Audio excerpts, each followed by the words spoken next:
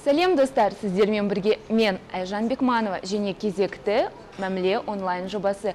Бүгін бізде қонақта сұлу да сымбатты бойжеткен Екатерина. Ал кеттік достар.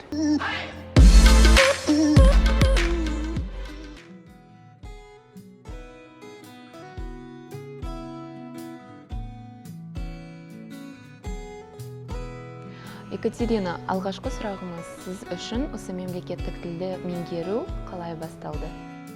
Шын айтқанда, осы тілді қалай үйренгенімді мен білмеймін, менде есімде жоқ. Өйткені бұл бәрі кішкентай кезінен бері басталды. Мен әлі мектепке бармағанда балалармен далада ойнап жүріп, солай кішкенеден ақырындап осы тілге үйрендім.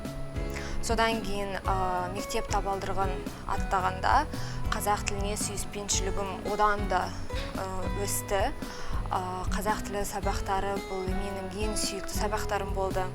Және де әртүрлі іс-шараларға қатысып, облыстық, республикалық іс-шараларға мен бірінші, екінші, үшінші орындарға ие болдым. Ал отбасыңызда сіздерде мүмкін ата-анаңыз қазақша сөйлейтін шығар? Жоқ, менің отбасым таза орыс, менің ұлтым таза орыс. Біздің отбасымызда ешкім қазақша сөйлемейді, тек қана мен. Керемет, қызық жайт екен негізі. Ал Екатерина, осы қазақ тілін меңгеру сіздің өміріңізге қалай әсер етті? Мүмкін сіз мектепте де қазақ тілін оқыған боларсыз, қазақ тілінде білім алған шығарсыз. Шын айтқанда, қазақ тілін мен кішкентай кезінен білем, және де бастауыш сыныптарда, бірінші сыныпта мені анам қазақ тіліне оқуға жіберді. Бірақ бірінші сыныпты мен бітірген соң, мен орыс сыныпына көштім. Солай 11-ші сыныпты бітіріп, бірақ та жоғары оқу орынға түскенде мен қазақ тілін ұмытқан жоқпын.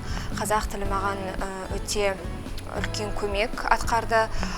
Содан кейін мен біздің жерлесіміз Таня Турлай деген керемет қызбен танысып, біз вайн түсіріп бастадық. Вайн түсіріп, инстаграмға салып, шын айтқанда танымалы болып қалдым. Содан кейін Қазақстаннан өте көп таныс адамдар таныстым адамдармен. Мысалы Шымкенттен, Алматыдан, Астанадан, қайдан болмаса да солармен қазір біз мысалы инстаграмдарда сөйлесіп, солай сол менің ойымша бұл бәрі қазақ тілі арқылы. Қазақ тілін меңгеріп жүрген, меңгере бастаған адамдарға сіздің кеңесіңіз, яғни неден бастау керек, мүмкін белгілі бір қадамдар бар шығар? Қазақ тілін үйренем деген адамдар осындай мақсатты қойса, тек қана осы тура жолмен бару керек. Оңға, солға бұрмай. Бұл әрине қиын жол, ең алдымен ұялмау керек. Өйткені қазақ тілі бұл қиын тіл, кейбір кездерде дұрыс айта алмаймын, жұрнақтарын, жалғауларын дұрыс айтпаймын деп айта алмасам, ұялмау керек. Өйткені қасыңызда қазақ тілін білетін адам, ол сізге әрине көмектеседі.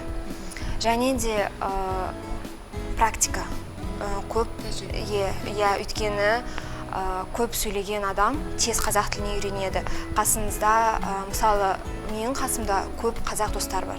Және де мен олармен тек қана қазақша сөйлесем. Сол арқылы менің қазақ тілім күннен күнге жақсы өсуде әрине. Сондықтан ұялмай қазақ тілі, осы қазақ тілін білетін адамдармен ұялмай сөйлесу керек. Сонда сіздің айтпағыңыз, яғни қазақ тілін меңгеру үшін тек қана тәжірибе, сонымен қатар ұялмау керек, иә? Иә, әрине, өйткені осы мақсатты қойсаңыз, әрине, менің ойымша осы бәрін істесеңіз, және де тек қана сөйлеспеу енді, және тақпақтарды оқу, ертегілерді, қазақша өлеңдерді тыңдау, соны мысалы ғаламтордан аудармасын қарауға, кішкене соның мағынасын түсіну керек. Сонда қазақ тілі әрине жақсы болады. Мен солай ойлаймын. Ал қазіргі таңда сіз қандай қызмет атқарасыз? Қазір мен Тобыл гимназия мектебінде бастауыш сыныптар мұғалімі болып істеймін. Бастауыш сыныптарға қазақ тілінде сабақ бересіз? Жоқ, мен қазақ тілі пәнін мен бермеймін.